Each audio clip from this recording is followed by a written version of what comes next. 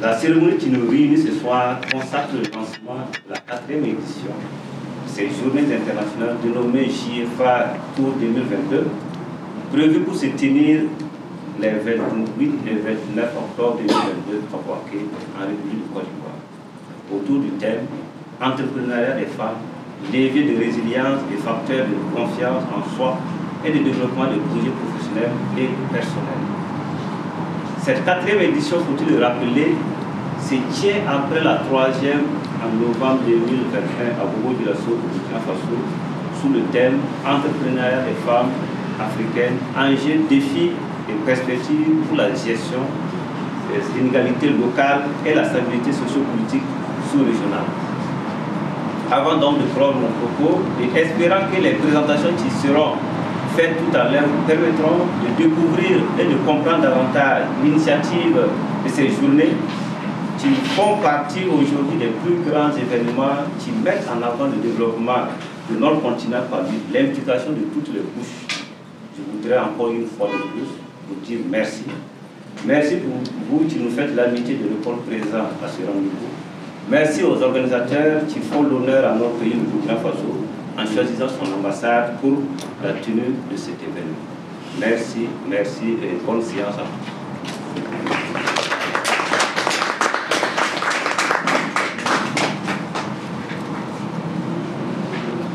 Nous vous remercions, monsieur le conseiller, et nous tâcherons de suivre avec bonne raison tout le chemin qui vient d'être tracé, ce chemin qui demande notre investissement profond et celui qui demande aussi nos échanges pour que nous puissions en tirer un fruit que nous allons délecter à volonté, parce que nous avons cette force de combat, cette énergie qui nous entoure, cette énergie qui vit en nous, et nous ne devons pas, du tout pas, la laisser s'échapper. Il y a un proverbe baoulé qui dit ceci: les femmes savent à quelle heure le jour se lève, mais elles laissent le soin aux hommes, aux coqs, de l'annoncer. C'est aussi une dimension qui fait voir ce qu'est cet être qui nous compose, qui nous nourrit, qui nous élève et qui nous donne cet ensemble de valeurs dans lesquelles nous trouvons l'essence de nous retrouver ensemble comme ceci et partager des vrais moments. Je vais maintenant appeler Madame Carole Kéanté, qui va faire un mot du comité de pilotage. Madame Carole Kéanté.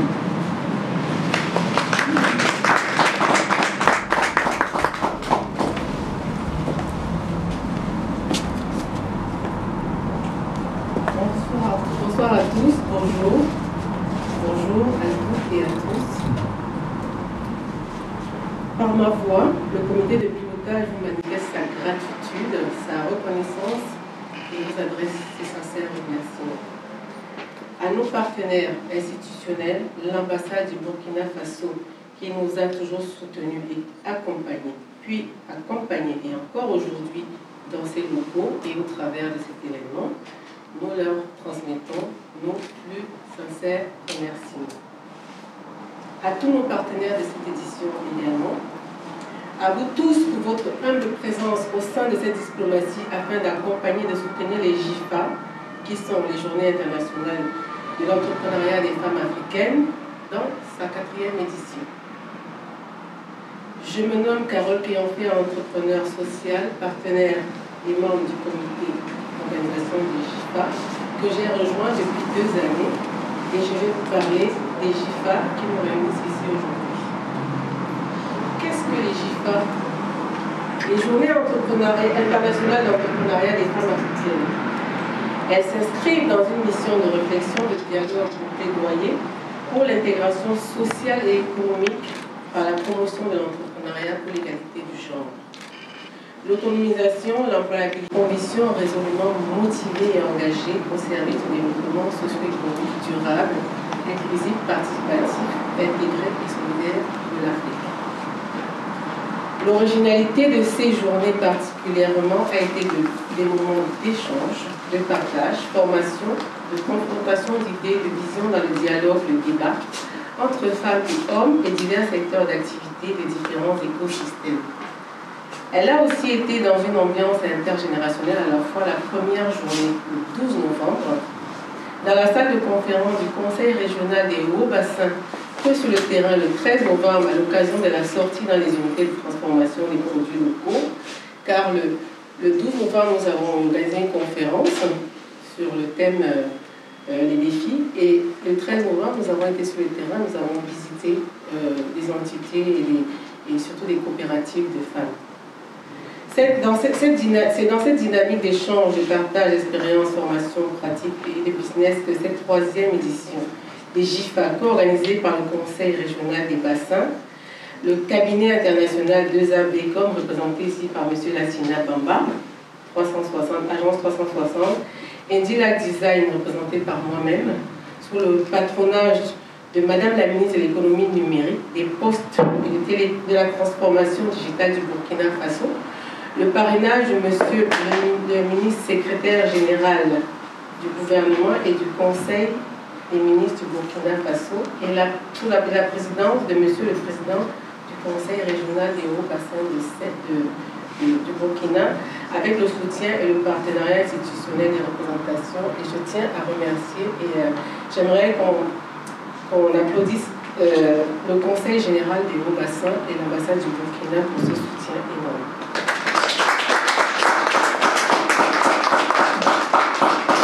Également, la diplomatie de Côte d'Ivoire auprès de la République qui a tenu toutes ses promesses également. Cette édition s'était tenue sur le thème de l'entrepreneuriat des femmes africaines, les enjeux, les défis, les perspectives pour la gestion des inégalités locales et la stabilité sociopolitique sous-régionale. Cette troisième édition, qui a mobilisé plus de 300 participations, notamment beaucoup de femmes, doit être applaudie, a permis d'évaluer, d'analyser l'impact socio-professionnel et économique des éditions précédentes et d'approfondir la réflexion autour des conférences d'ateliers et d'études de cas pratiques sur le terrain. L'équipe des GIFA a procédé à la visite, comme je disais tout à l'heure, et rencontre des jeunes entrepreneurs et des coopératives de femmes pour la mise en place d'outils nécessaires, voire indispensables au développement des projets des femmes et des jeunes futurs. La particularité de cette troisième édition, au-delà des conférences, des études de cas, a été marquée par l'instauration d'un volet social avec la communication, la sensibilisation, la remise gratuite de plus d'une cinquantaine de prothèses mammaires et de lingerie adaptée aux femmes atteintes du cancer du sein, en collaboration avec des organisations qui luttent contre ce mal silencieux et dévastateur. Car bien que souvent marginalisées par la société, les femmes atteintes du malade du cancer contribuent aussi bien au développement, au renforcement de la cohésion sociale, de la paix sociale et qu'à l'équilibre de la société à travers les actions différentes, les différentes initiatives sociales de continuer. Ceci a été fait avec des associations sur place. Un don a été remis à certaines ONG via le président du Conseil général des Hauts-Bassins, et ce don a été réalisé par l'association Solon Life, dont je suis la présidente fondatrice. Raison pour laquelle je pense que j'ai été choisie pour ça.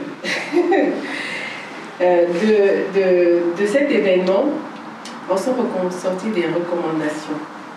Je vais donc vous les citer. Voici donc ces recommandations qui en sont sorties, et nous comptons sur vous tous pour pouvoir nous accompagner, ou plutôt les GIFA, à la réalisation de celle-ci. Donc, ces 2 journées ont permis d'interroger l'écosystème entrepreneurial et de dégager différentes pistes de travail regroupées en recommandations. La première, le défi de l'intégration socio-économique des femmes et des jeunes.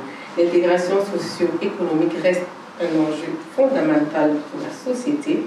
Elle nécessite et exige une pédagogie individuelle et collective. À cet effet, l'entrepreneur, homme ou femme, doit être un acteur indispensable. Pour cela, il faut donc mobiliser l'entrepreneuriat pour en faire un outil pédagogique de formation et d'insertion au service de l'intégration sociale et économique. faire des plaidoyers pour encourager la création d'un cadre réglementaire régional qui permet de prendre en compte le parcours des acteurs de développement, notamment de l'entrepreneuriat. On entend ici par formation et accompagnement. En deux, les mécanismes de fonctionnement et d'accompagnement. Il existe plusieurs mécanismes types d'accompagnement. Il existe plusieurs mécanismes et des dispositifs de financement public et privé, souvent méconnus dans l'accès, dont l'accès reste difficile et compliqué par les entrepreneurs et les porteurs de projets, notamment des campagnes et de la ruralité. Il a donc été recommandé dans le cadre du GIFA la mise en place d'un fonds international de soutien et d'accompagnement de l'entrepreneuriat des femmes et des jeunes de la ruralité, la création de la promotion d'une dynamique de réseau d'autofinancement ou de cofinancement des projets des femmes et des jeunes, le développement d'un filet de sécurité sociale et de garantie pour faciliter l'accès au financement des femmes et des jeunes de la ruralité. On entend ici financement, microcrédit et tout ce qui va autour. En trois, pour le renforcement de la compétence et de la compétitivité des entrepreneurs au plan national et international, il a été recommandé ceci. La création d'un centre international de médias training, le développement et la création d'une plateforme internationale de formation en gestion de développement et de médias accessibles aux TPES, PEMS et PMS. Inciter la création d'un centre international de formation et de veille numérique. Développer des champions thématiques numériques pour une meilleure maîtrise du processus de digitalisation. À l'heure actuelle, on ne parle que de digitalisation et il est nécessaire de former le monde dans ce sens-là. Alors, des échanges avec les responsables des organisations des structures visitées intéressées par le projet des GIFA, les intervenants ont apporté des encouragements, des félicitations et ont montré leur disponibilité à participer en qualité d'entrepreneurs, de partenaires, de sponsors ou des visiteurs aux prochaines éditions. C'est dans cette perspective qu'ils ont demandé des informations complémentaires sur les modalités de participation en tant que partenaire. Et pour terminer, le comité de pilotage remercie tous les partenaires de soutien grâce à qui cette troisième édition s'est tenue avec succès à Bobo-Dioulasso. Remerciements particuliers au Conseil régional des Hauts-Bassins, à M. Koussoubé Boyo, Jean-Célestin, le président du Conseil régional des Hauts-Bassins, Madame la ministre de l'économie numérique des postes, de la transformation digitale représentée par M. Traoré Afana, conseiller technique et représentant de Madame, Monsieur le maire de la commune de Bobo-Dioulasso, représenté par Madame Ada Sidibé, chargée de mission, Monsieur Sanon Isiaka, sociologue directeur de la coopération décentralisée et des relations avec les collectivités territoriales du Conseil régional du Bassin, et encore nos vifs remerciements à l'ambassade du Burkina Faso où nous nous trouvons aujourd'hui. Et en compte, surtout, et nous comptons énormément sur vous tous pour nous accompagner, pour accompagner les GIFA, participer, soutenir cette nouvelle édition. Allons tous à Bouaké pour 2022. Nous sommes à l'ambassade du Burkina Faso, mais nous irons à Bouaké pour 2022. J'espère que nous y serons tous. Je vous remercie pour votre attention.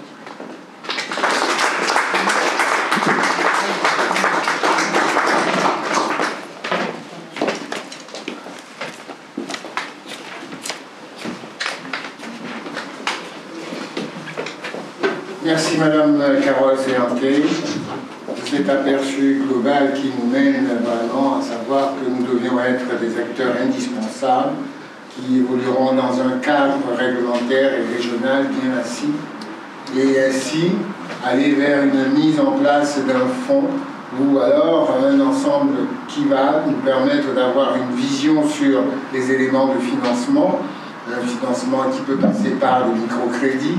Et en même temps, il y a de la demande, et une demande qui demande aussi elle-même à ce qui est un centre de formation, des comités de pilotage mis en place, et surtout avoir en vue aujourd'hui de l'évolution dans laquelle nous sommes. Je veux par là parler de l'évolution numérique qui nous concerne tous.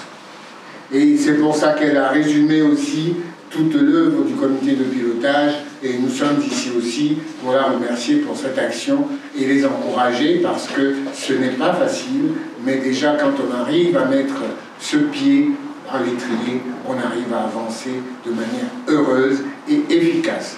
C'est pour ça que nous allons nourrir notre après-midi d'une très grande efficacité, d'une très grande volonté et surtout aussi d'une ambition d'aller plus loin et ne pas perdre nos pas parce que notre chemin est encore long. Les perspectives ont été dessinées et elle nous a donné un panorama, et c'est pour cela que les échanges que nous devons avoir ici doivent aussi être eux-mêmes participatifs pour que nous puissions tous jouir d'un moment ensemble comme ça et qui soit très riche.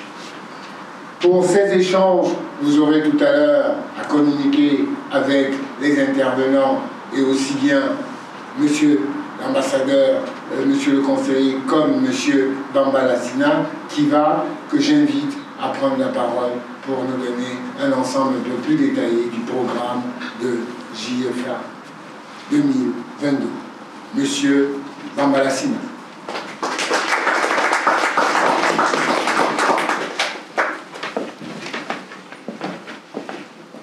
Merci bien, mon cher Jules.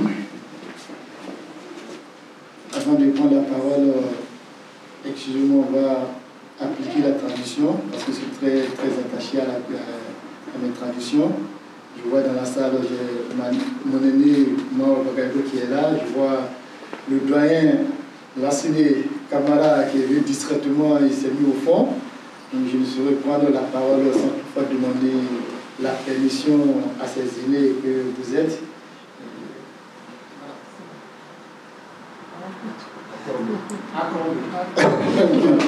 Okay, merci bien.